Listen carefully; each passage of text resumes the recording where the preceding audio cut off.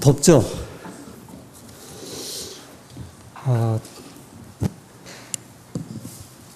그 동남아시아에 있는 분들은 1년 내내 덥거든요. 그분들을 생각하면 저희가 한두 달 정도 더운 거는 그 조족지열, 세발의 피라고 생각하시고 잘 견디셔야겠습니다. 근데 한 가지 제가 왜 이렇게 우리나라가 요새 더울까를 생각했는데 혹시 왜 그런지 아세요? 저 북한의 김정은이가 연일 그 로켓 좀 이렇게 쏘아 올리면서 그 더위 때문에 그런 게 아닌가 제가 생각하고 있는데, 뭐 좋게 생각하시면 좋게 생각하시고 아닐지라도 그럴 가능성이 많다고 좀 생각을 해봅니다. 제가 이 전쟁에 관한 그 관련된 말씀들을 전에 어떻게 드렸는가 좀 찾아봤는데 2015년도에도 안산교회에서 전쟁과 관련된 말씀을 전한 적이 있고 작년 2016년도에도 전한 적이 있어요. 근데 공교롭게 김정은이가 이제 북한을 지배하면서부터 이 전쟁에 관한 이 말씀들을 제가 많이 드리게 됐습니다. 오늘도 제가 열왕기서 역대하에 있는 말씀이지만 이 말씀을 통해서 특별히 이 전쟁과 관련된 이 기별을 오늘은 또 특별하게 드리도록 하겠습니다.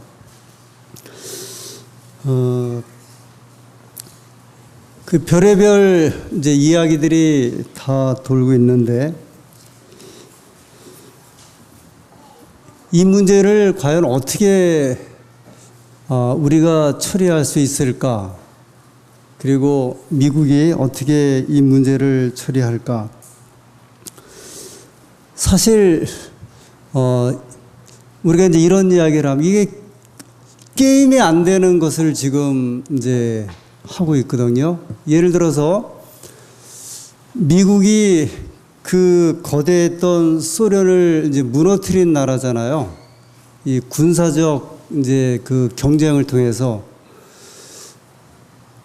이 미국과 관련된 그 군사적인 그 어떤 자료들을 보면 미국이 가지고 있는 이 군사력은 상상을 초월해서 어느 분은 전 세계에 있는 군사력의 약 40%를 미국이 이제 가지고 있다 표현하는 분도 있고 60%라고 이렇게 말씀하시는 분도 있고, 근데 저 북한은 나라는 이제 사실 거의 망해가는 이제 국가고, 근데 그런 국가가 지금 계속해서 미사일을 개발을 해서 한국은 아예 뭐 눈에도 안 들어오고 이제 미국 나와라 이렇게 지금 이제 하고 있는 거죠. 미국이 과거 역사적으로 그 2차 세계대전 때 그 일본이 하와이에 있는 그 진주만을 공격하면서 한번 침공을 당했던 역사가 있고, 그리고 잘 아시는 대로 2002년도에 2001년도 그 9.11 사건 때 세계의 그 심장부라고 하는 뉴욕에 가장 높은 그 두 건물, 세계 무역기구가 이제 무너져 내리는 그 경험을 한 나라거든요. 그 어떤 면에서 보면 한국보다는 그 미국 사람들이 이 북한의 미사일을 더 두려워하거나 신경 쓸 만한 이유가 있어요. 왜냐하면 이제 당해본 그 경험이 있기 때문에 그렇습니다. 그래서 우리가 이제 최근에 소식을 많이 듣는 대로 이 김정은 뭐 제거 작전에 대한 이야기도 나오고 또 전면적인 이제 전쟁이 일어날 것이다, 뭐 이런 소문도 들리고, 저희 교회에서 운영하는 그 재림마을 게시판에 보면 한 분이 이런 이야기를 또 올렸더라고요. 8월 14일 아니면 8월 21일에 한국에서 전쟁이 발발한다. 또 그런 또 우리 교인인데 자기가 여러 가지 지금 돌아가는 자료, 그 다음에 암시된 것들을 보니까 그 날짜까지 또 이야기하는 분이 있어요. 8월 14일은 저희가 안면도에 가 있을 때고요. 8월 21일은 이제 갔다 와서 제가 휴가를 떠났을 때인데, 이런 이야기들,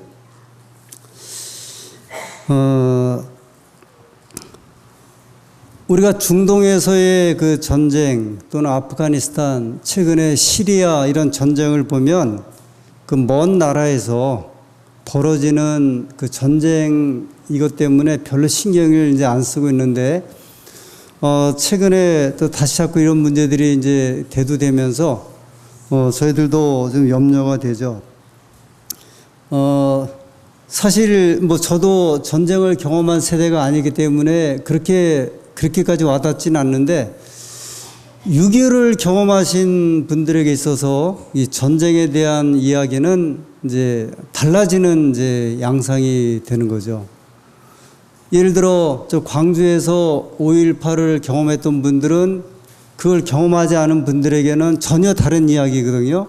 그 5.18만 그러면 광주에 있던 제 친구 하나가 그 31사단에 근무하면서 5.18 그 운동이 일어났을 적에 이제 거기에 이제 휘말려 갖고 있었던 그 경험을 신학과에 들어와서 이야기를 하는데, 그때 저도 뭐 방위 근무는 하긴 했지만 방위 근무한 사람이 그런 사건들을 어떻게 알겠어요.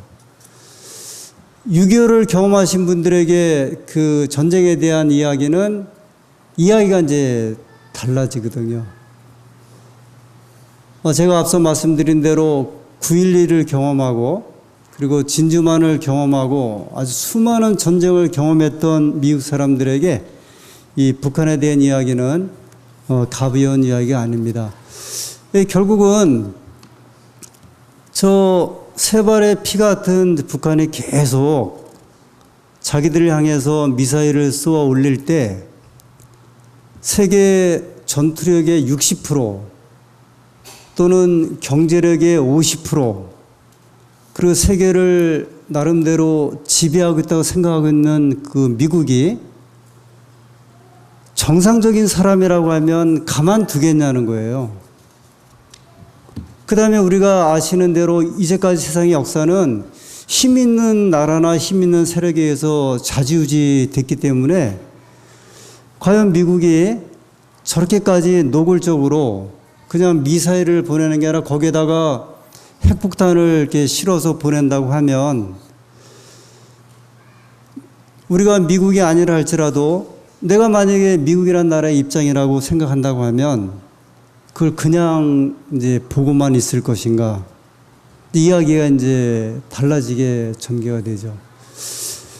그래서 향후 이제 지금부터 뭐 이미 우리가 시작했지만 아마 그 3, 4년 이내는 저희가 좋은 평화의 시대로 가든지 아니면 예측하지 못할, 그러니까 저희는 전혀 손을 쓸 수 없는, 우리 대한민국은 이 문제에 있어서 전혀 개입하지 못할 저 중국, 러시아 또는 일본, 미국이라고 하는 이 강대국에 의해서 이 대한민국의 운명이 휘둘릴 수밖에 없는 이런 입장에 있다고 보면, 또 세상의 역사는 엄밀하게 말해서 분명히 힘 있는 민족이나 이 경제적인 문제로 지배한다고 볼 때, 이 대한민국이 처한 현실은 마냥 우리가 그냥 가만히 앉아 있을 수 없는 이제 그런 상황인 것은 틀림없는 것 같습니다.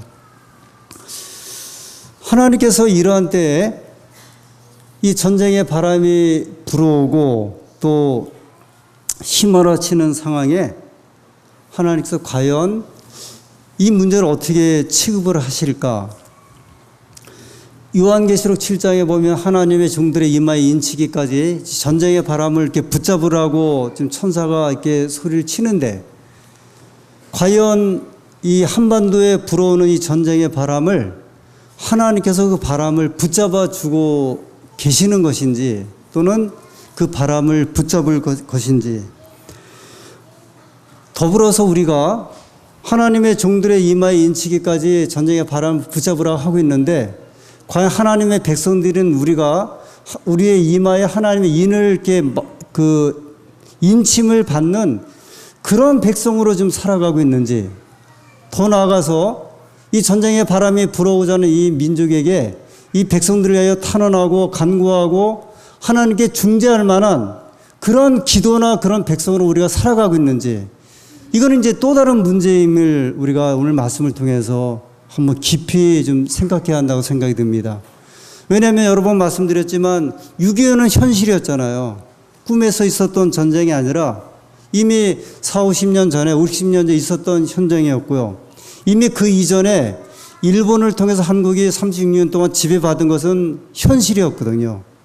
그 전에는 약 5,000년 동안 중국이라는 나라에 의해서 거의 속국처럼 살았던, 그 사실은 저는 이렇게 보면 제가 중국의 지배를 받았던 시대를 안 살았지만 미국이나 일본보다 중국이 굉장히 신경이 쓰이는 이제 그런 세대에 저희가 살고 있거든요. 그런데 과연 하나님께서 이 한반도의 이 문제들을 어떻게 보실까?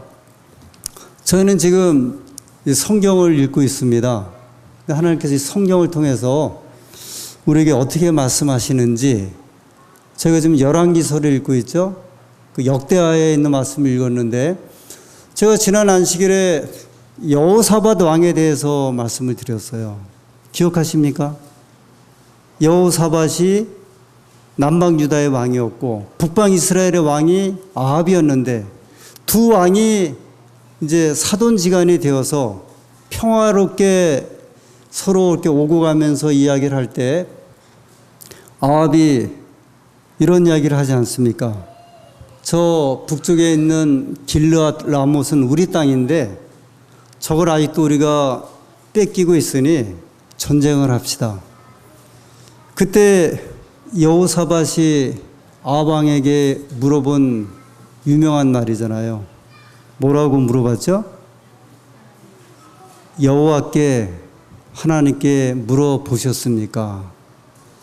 근데 제가 사실 그때 이제 그 말씀을 이렇게 준비하고 또 여호사밧에 대한 말씀을 준비하는 가운데 사실은 오늘 드릴 말씀에 대한 하나의 포인트를 그때 한번 좀 생각을 했어요.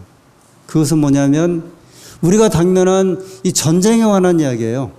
그렇다고 하면 아합은 하나님께 물어보지 않고 나갔다가 전쟁에 패해서 죽었거든요. 근데 여호사밧은 그러면 어떻게 되었을까? 남쪽 유다의 나라를 지도하고 있던 이 여호사밧 왕은 과연 이런 전쟁의 문제가 일어났을 적에 그가 어떻게 대처했을까? 오늘 이제 그것이 이 여호사밧의 이야기를 통하여 지금 2017년을 살아가는 대한민국에 던져지는 문제 해답을 오늘 말씀을 통해서 함께 찾아보고자 합니다. 역대하 20장 1절부터 3절의 말씀입니다. 역대하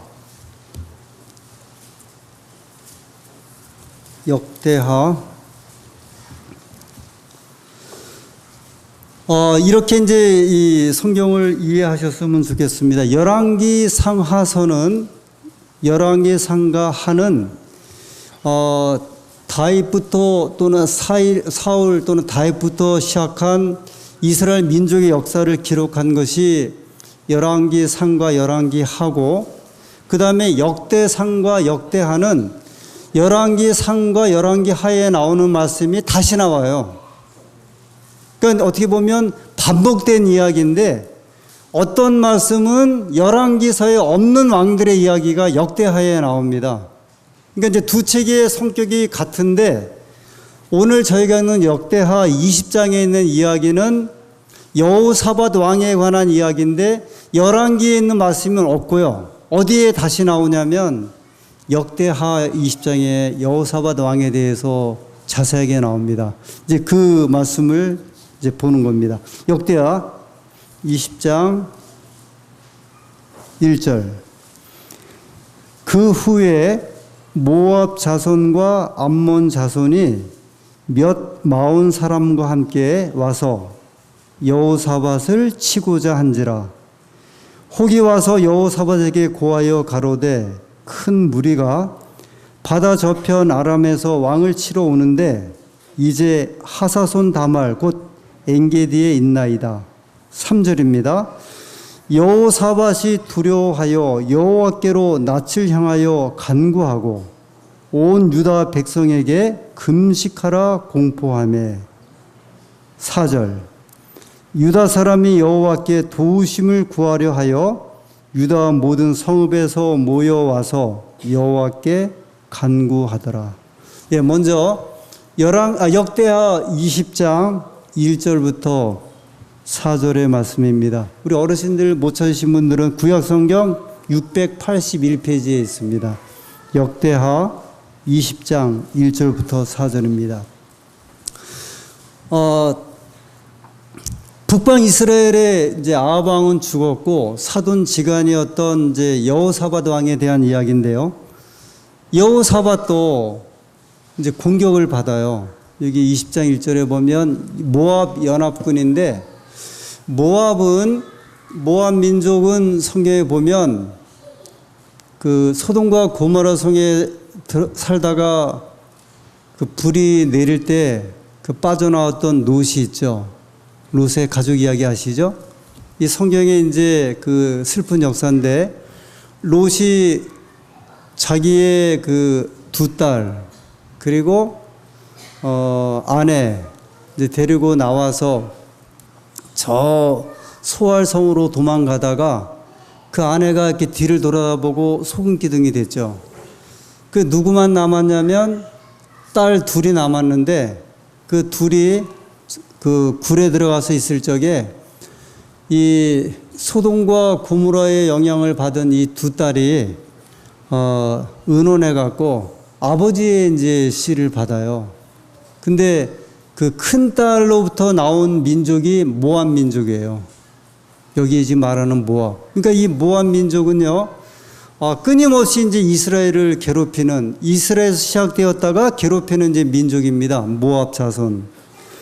그 다음에 이제 이 암몬은 또 이스라엘의 그 조공을 바치던 이제 민족이었는데 그 모세가 이스라엘 백성을 이제 광야로 이끌고 이렇게 가나안 땅으로 올 때 원래 이 모압, 그 다음에 암몬, 세일산 거민이 원래는 모세가 이제 그들을 치려고 하다가 하나님께서 막으셨어요. 그래갖고 이렇게 삥 돌아서 이제 살려줬던 민족인데 남아갖고 지금 여기 보면은 여호사밧 왕 때 연합군이 돼갖고요. 그러니까 세 나라가 연합군이 돼서 이제 이 여호사밧을 치러 왔습니다.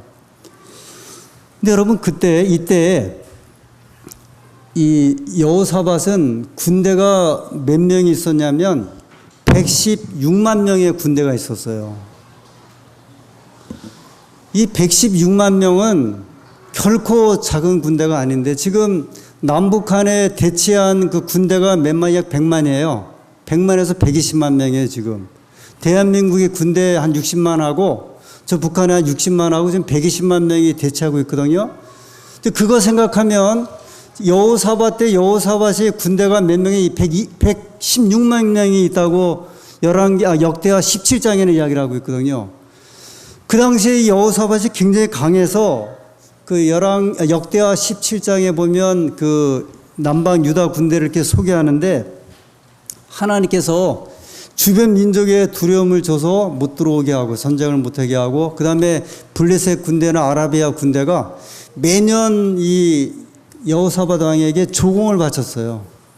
그 다음에 이제 역대하 17장에 보면 그 여호사밧이 성체마다 아주 이렇게 큰 그 성마다 아주 든든하게 성을 쌓고 아주 견고하게 나라를 지배하고 있어. 굉장히 이렇게 강했을 때였거든요. 그런데 어찌된 일인지 이제 이방 군대가 세 나라가 연합군으로 쳐들어왔고 이렇게 되면 여호사밧도 저쪽에서 군대가 이제 들어왔으니 뭐로 싸우면 되는 전쟁이었냐면 자기가 데리고 있던 116만 명의 군대를 가지고 전쟁을 하면 할 수 있는 전쟁이었거든요. 그런데 역대하 20장에 보면 여호사밧이 하나님을 향하여 이제 얼굴을 돌리고, 이 표현은 내 마음이 하나님, 지금 이제 하나님께 이제 있습니다. 이제 그런 표현이에요. 성경에 보면 하나님의 백성들이 이렇게 하나님을 대하는 태도가 두 태도가 있습니다. 그들의 낯을 여호와를 향하고, 또는 그들의 낯을 돌리고. 그러니까 그들의 낯을 하나님께 향하고는 하나님께 전적으로 의뢰하겠다는 그 모습이고요. 그들의 얼굴을 돌리고, 그 표현은 하나님을 거절한다는 표현이죠. 여러분, 이렇게 마음에 안 드는 사람이 오면 우리가 하는 행동이 뭐예요? 얼굴 돌리는 거잖아요. 이렇게 돌리잖아요. 그죠? 뭐 그런 사람이 오면, 그 텔레비전 보다가 미운 사람이 나오면 어떻게 해요? 화면을 돌리고. 여호사밧 왕은 우리가 이제 이 문제에 있어서 정말 이렇게 깊이 생각할 이제 주제가 하나 있는데요. 아주 강한 군대를 가지고 있었는데, 저 이방 군대가 쳐들어온다고 할 때 그는 자기의 낯을, 그러니까 이 의미는 자기의 어떤 마음을, 자기의 생각을, 자기의 의지를, 전심을 향해서 하나님께 돌린다는 말씀이죠. 내 군대에 의지해서 전쟁을 해보겠다는 그것이 아니고, 내가 이런 상황에 하나님께 의지해서 하나님으로부터 내가 답을 받겠다, 그런 마음의 이제 결심의 표현을 여기 여호사밧은 역대하에 하고 있는 그 모습입니다. 그러니까 자기의 군대를 의지하지 않고 하나님을 의지했습니다. 그가 여러 해 동안 이방 민족들을 위해서 전쟁 준비를 했어요. 그럼에도 불구하고 결정적인 문제가 났을 때 그가 취한 행동은 하나님을 의지하고 하나님을 향하고, 그리고 금식을 선포하는데, 이 다윗으로부터 소위 이스라엘의 왕조가 이제 본격적으로 시작했고, 약 215년 동안 이르러 오는 동안에 왕들 가운데 금식을 선포한 왕은 이 왕이 유일했다고 이야기를 합니다. 다른 왕들은요, 그보다 더 심한 일이 있어도 전혀 미동을 하지 않았는데, 이 왕은 최초로, 이 왕조 시대 최초로 금식을 선포합니다. 그리고 하나님께 기도합니다. 그 이야기가 역대하 20장 5절부터 이제 12절까지 하나님께 아주 구구절절히 이제 기도하는 모습이 소개됩니다. 우리가 몇 말씀을 보겠습니다. 역대하 20장 6절. 가로되 우리 열조의 하나님 여호와여, 주는 하늘에서 하나님이 아니시니까 이방 사람의 모든 나라를 다스리지 아니하시나이까. 주의 손에 권세와 능력이 있사오니 능히 막을 사람이 없나이다. 우리 하나님이시여, 전에 이 땅 거민을 주의 백성 이스라엘 앞에서 쫓아내시고 그 땅으로 주의 벗 아브라함의 자손에게 영영이 주지 아니하셨나이까.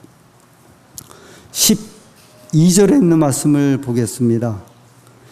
우리 하나님이여, 저희를 징벌하지 아니하시나이까. 우리를 치러 오는 이 큰 무리를 우리가 대적할 능력이 없고 어떻게 할 줄도 알지 못하옵고 오직 주만 바라보나이다 하고. 13절. 유다 모든 사람은 그 아내와 자녀와 어린 자로 더불어 여호와 앞에 섰더라.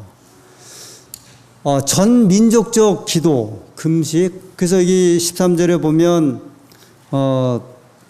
그들의 아내와 자녀와 그 다음에 이제 어린 자, 이 어린 자는 이제 그 젖먹이 아이들 같아요. 이 젖먹이 아이들까지 하나님 앞에 서서 하나님께 간구하고 탄원하는 모습을 볼 수 있습니다. 이때 레위 사람 야하시엘이 이렇게 왕 앞에 이야기를 합니다. 15절. 야하시엘이 가로되 온 유다와 예루살렘 거민과 여호사밧 왕이여, 들을지어다. 여호와께서 너희에게 말씀하시기를 이 큰 무리로 인하여 두려워하거나 놀라지 말라. 이 전쟁이 너희에게 속한 것이 아니요 하나님께 속한 것이니라. 여기 역대하 20장 15절에 있는 이 말씀은 여호사밧 왕이 주는, 오늘 우리에게 주는 아주 귀한 이 보배 같은 말씀인데요. 그가 이제 여호사밧 왕에게 이렇게 이야기를 합니다. 이 전쟁은 사람에게 속한 것이 아니라 하나님께 속한 전쟁입니다. 이렇게 이야기를 합니다. 제가 이제 이 말씀에 대한 보다 더 좀 우리가 좀 더 생각할 의미는 뒤에 좀 말씀드리기로 하고, 그러고 나서 이제 야하시엘이 이렇게 이야기를 해요. 왕이시여, 지금 이 전쟁이 이런 이야기죠. 군사에 많고 적음에 달려있는 것도 아니고, 어느 나라가 강하느냐 강하지 않느냐 그런 것도 아니고, 이 전쟁은 하나님께 속한 전쟁입니다. 그러니 내일 이 백성들을 이끌고, 지금 저 모압 군대 연합군이 저 아래까지 지금 쳐들어왔는데, 지금 올라왔는데, 왕이 내일 하실 일이 있는데, 왕께서는 이 백성들을 이끌고 대열을 이루고 그 저 아래 골짜기로 한번 좀 내려가십시오. 시스라고 하는 그 고개로 내려가십시오. 그래서 그 다음날 여호사밧 왕이 찬양대를 이제 앞에 세우고 예복을 입히고 이 전쟁터를 향하여 이렇게 가는데, 그 백성들을 맨 앞에 누구를 세웠냐면 군대를 세운 게 아니라 찬양대를 세웠어요. 이스라엘 백성들의 종종 그 전쟁은 예측을 불허하는 그 전쟁의 방법이에요. 여리고 성을 무너뜨릴 때에도 군사를 앞세운 것이 아니라 하나님의 법궤를 앞에 세우고서 여리고 성을 이렇게 돌았던 적이 있거든요. 근데 지금 야하시엘은 대책을 세워주기를 군대가 맨 앞에 가는 것이 아니라 하나님의 찬양대가 맨 앞에 가서 예복을 입고 찬양을 부르면서 전쟁터 한번 가십시오. 그래서 여호사밧 왕이 이 야하시엘 하나님의 사람, 레위 사람의 이제 권고를 받아서 그 찬양대를 앞에 세우고 그 다음에 예복을 입혔고, 오늘날로 말하면 찬양대복 같아요.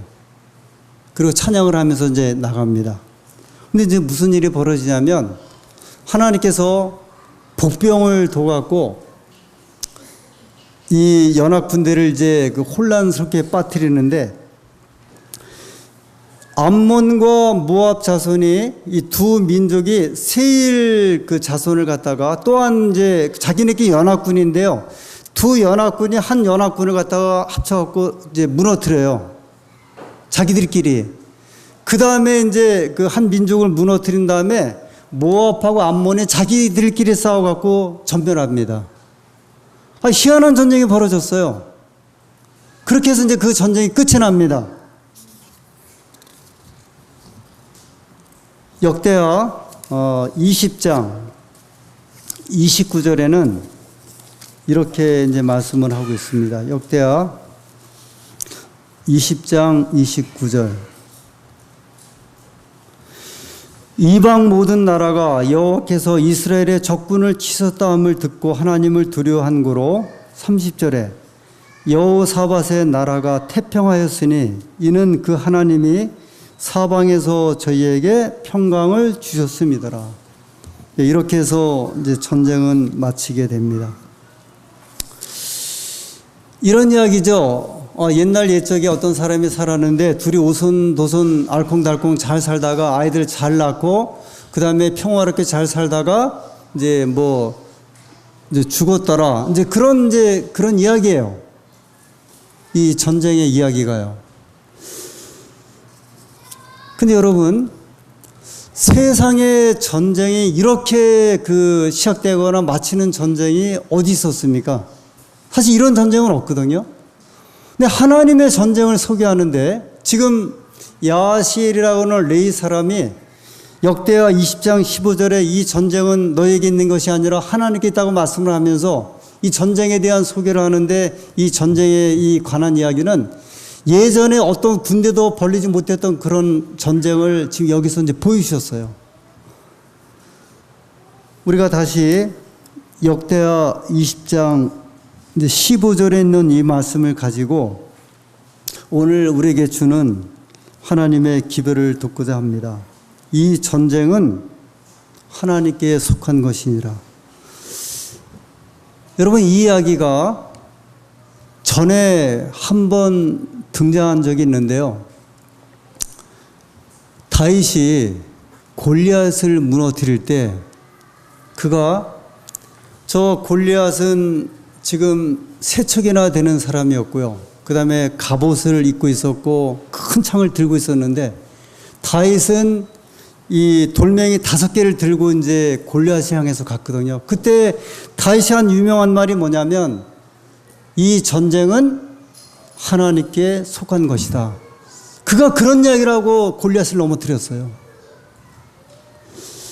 이 말씀은 그럼 어떤 우리가 이해를 할까? 하나님께 속한 전쟁은 어떤 전쟁일까? 하나님의 백성이 이방인과 전쟁할 때마다 하는 그런 전쟁을 이렇게 말씀을 하실까? 그러면 모든 전쟁을 하나님께서 이기게 하실까? 그런데 역사에 보면 하나님의 백성들이 모든 전쟁마다 이기지는 않았어요. 패한 전쟁도 있었고 이긴 전쟁도 있었는데, 물론 이긴 전쟁이 훨씬 더 많았는데 패한 전쟁을 보면 하나님의 백성들이 하나님 앞에 헌신하고 충성하지 않을 때는 반드시 전쟁에 졌고, 하나님의 백성들이 하나님께 헌신하고 하나님께 의지했을 때는 그 전쟁에 반드시 승리를 했습니다. 여리고성 전투, 그 다음에 기드온과의 전투. 그때 기드온이 300군사를 데리고 전쟁할 때 그가 가지고 나간 것이 뭐냐면 항아리였어요. 항아리 가지고 전쟁에 승리를 했습니다. 우리가 뒤에 보면 히스기야 왕 때 저 북방 아수르 군대가 18만 5천 명을 끌고 왔잖아요. 그 전쟁에 히스기야가 백성들과 함께 아주 열렬하게 탄원했을 적에 그날 밤에 한 천사가 내려와서 18만 5천 명을 이긴 역사가 일어납니다. 여러분, 이스라엘 백성들이 출애굽할 때 홍해 바다를 건너가기 전에 바로의 군대가 쫓아왔잖아요. 그때 이스라엘 백성들이 군대 가지고 바로의 군대를 이겼습니까? 하나님을 향한 탄원과 기도를 통하여 홍해 바다가 열렸고 그 전쟁에서 승리를 하게 되었습니다. 하나님의 백성이 이긴 것과 그 진 것의 차이는 하나님의 백성이 하나님 앞에 어떠한 모습으로 서 있느냐에 따라 이 전쟁의 결과가 나타나게 됩니다. 지금 이 전쟁이 하나님께 속해 있다는 이 이야기는, 일반적으로 전쟁은 합리적인 판단에 의하면 훌륭한 작전 계획 또는 군사력에 달려 있습니다. 일반적인 전쟁이 그렇게 이제 벌어지게 되죠. 그러나 하나님의 전쟁은요, 인간의 생각과 인간이 판단하는 것을 뛰어나는 전쟁이라고 이렇게 말씀을 합니다. 그것은 하나님의 백성이 하나님 편에 어떻게 서 있느냐에 따라서 그 전쟁이 하나님께서 승리를 주시느냐 아니면 패배를 하시느냐. 왜 여기 이 전쟁이 하나님께 속해 있는 것이라고 야하시엘이 이야기를 했냐면, 하나님은 늘 당신의 백성과 당신 자신을 이제 동일시 하십니다. 다시 말씀드리면 이스라엘의 원수는 하나님의 원수였고 이스라엘의 전쟁은 하나님과의 전쟁이었기 때문에 그렇습니다. 다시 말씀드리면 오늘 우리가 이 세상을 살아갈 때 우리는 그냥 연약한 우리의 모습이지만 하나님께서 우리를 누구와 이제 같은 모습으로 생각하시냐면 우리 자신을 하나님 자신으로 생각하신다는 거예요. 우리 교회를 그냥 교회로 보시는 것이 아니라 하나님의 교회로 보신다는 거죠. 만약에 이 민족들이, 이 백성들이 하나님께 열렬하게 탄원한다고 하시면, 이들이 1000만 명, 2000만 명 하나님께 기도한다고 하면 하나님은 이 민족을 어떻게 생각하시냐면 하나님과 동일한 민족으로 생각하신다는 거예요. 그것이 이제 이스라엘 민족에 관한 이야기죠. 왜 하나님께서 이스라엘 민족을 말도 안 되는 전쟁에서 이상한 방법으로 승리하게 하셨는가? 그것은 이스라엘 민족을 하나님의 민족으로 생각하신다 하나님의 원리에 의해서 하나님의 주권이 하나님의 백성에 있다는 사실을 알려주기 위해서 우리에게 주시는 교훈이라는 말씀입니다. 모든 일의 최우선 순위는 누구에게 달려있냐면 하나님에게 달려있다. 세계의 국제 정세를 주관하시는 분은 오직 하나님뿐이십니다. 그것이 오늘 성경이 우리에게 주는 교훈이에요. 바벨론이 이스라엘 민족을 70년 동안 포로 잡았죠. 우리가 이 전쟁을 보면 바벨론의 승리예요. 그런데 이스라엘 민족이 70년 동안 바벨론에서 포로 생활에 맞춰지고 끝날 때 어느 민족은 망한지 아세요? 바벨론은 망했어요. 어떻게 보면 바벨론이 이스라엘을 이렇게 전쟁에 다 이겨서 포로로 잡아가서 바벨론이 승리한 것처럼 보였지만 하나님께서 보실 때 이스라엘 민족은 하나님 자신이셨거든요. 그 70년 동안 맡기신 거예요. 그 사역이 마친 다음에 바벨론은 망했어요. 메데 페르시아가 이스라엘 민족을 다시 돌려보내죠. 고레스가 돌려보냅니다. 그러나 어디는 또 망하냐면 메데 페르시아는 망해요. 근데 하나님 백성은 살아있어요. 로마 제국이 일어났었거든요. 이스라엘 민족이 망한 것처럼 보이지만 그러나 제2의 하나님의 백성인 그리스도인들이 일어나면서 그 역사는 지금까지 오는 것이거든요. 세계 정세가 즉 우리가 현재 있는 정세를 볼 때 국제 간의 이권에 따라 이제 변한 것처럼 보여요. 그러나 과거 역사를 보면 하나님의 주권에 따라 이 세상 역사는 좌지우지됩니다. 그래서 하나님의 백성들에게 하나님 편에 서야 함에 대해서 성경은 우리에게 그렇게 말씀하시는 거예요. 오늘 좀 복잡합니다. 사실 이 나라가. 그래도 김일성이는 예전에 미국의 그 폭탄의 맛을 봐갖고 감히 그렇게 못했어요. 그 이야기를 듣고 자란 김정일이도 두려워했어요, 전쟁을. 그런데 지금 김정은이는 철부지잖아요. 전쟁을 경험해 봤습니까? 도망간 걸 경험해 봤습니까? 자기 마음대로 하고 있는데 모든 싸움과 전쟁의 바람은 잠재적으로 인간의 마음에 있습니다. 자비의 천사들과 성령의 감동하심이 아니면 인간의 그 거친 마음은 아주 이렇게 충돌하게 마련이죠. 저희가 염려하는 것은 이제 그런 거죠.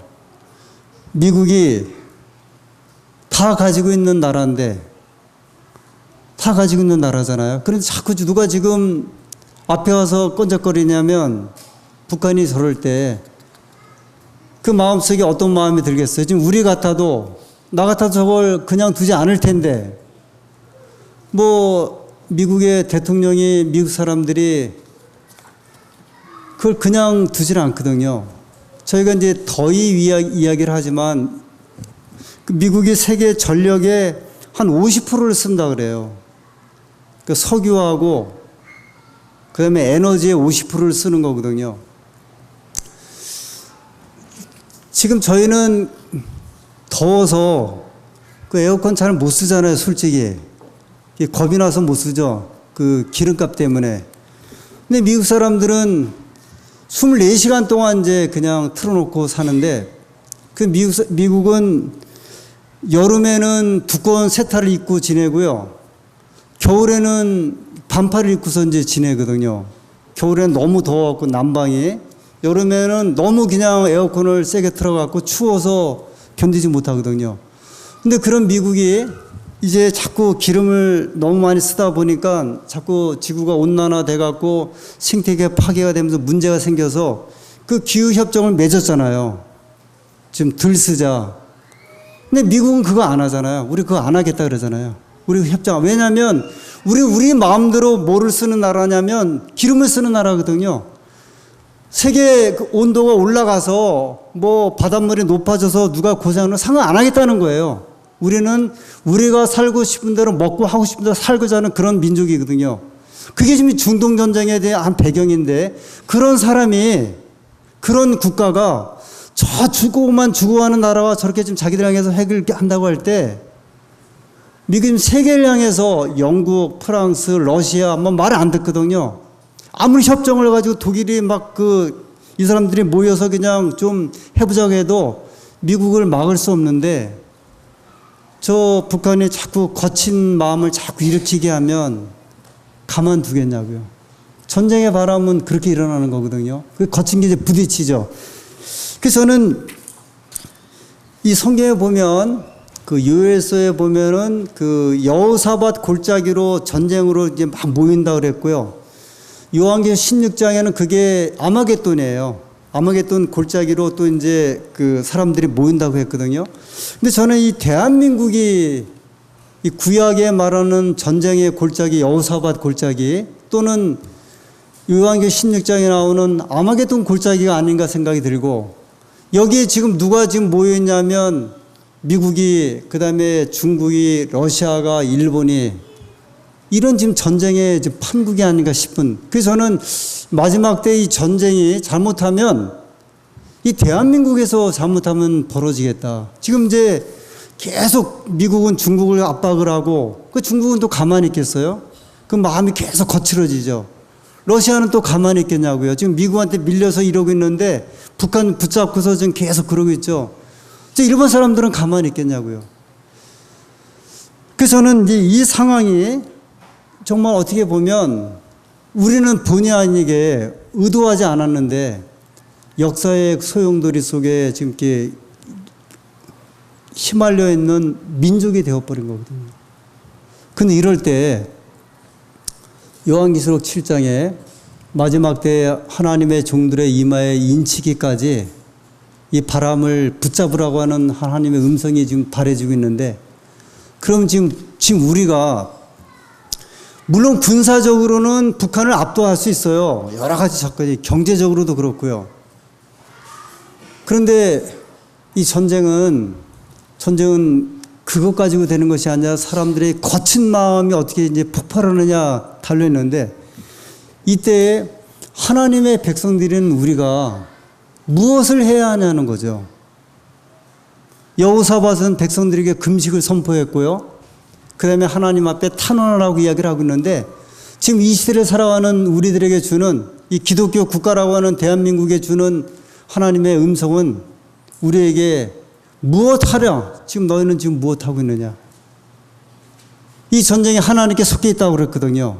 그럼 이 전쟁이 만약에 우리가 불성실하고 하나님께 헌신하지 못하고 죄악적인 삶을 살아가는 이 민족이 된다고 하면 하나님께서 이 전쟁의 바람을 잠깐 열어두실 수도 있을 것이고, 이 민족이 하나님께 탄원하고 이 민족에 대한 사명이 여전히 깊다고 생각을 하면 하나님께서는 이 바람을 붙잡도록 선사들에게 아주 강력한 권고를 하실 것입니다.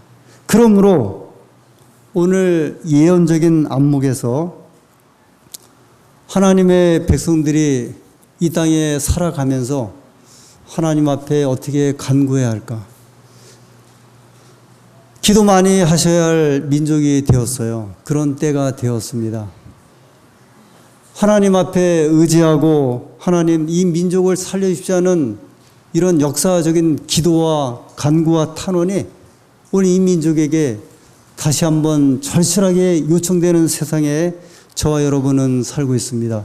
그러므로 우리가 기도해야 되지 않겠습니까? 여호사밧처럼 우리가 하나님 앞에 탄원해야 되지 않겠습니까? 그 백성들 아내와 자녀들과 어린 것들까지 하나님 앞에 서서 하나님께 탄원하였을 적에 야하시엘은 이렇게 이야기를 합니다. 여러분, 이 전쟁은 하나님께 속한 전쟁입니다. 오늘 우리에게 있는 이 전쟁의 바람들, 여러 이야기들이 하나님이 주관하시고 역사하시는, 하나님이 붙들어 주시는 그러한 나라가 되기를 간절히 소원합니다.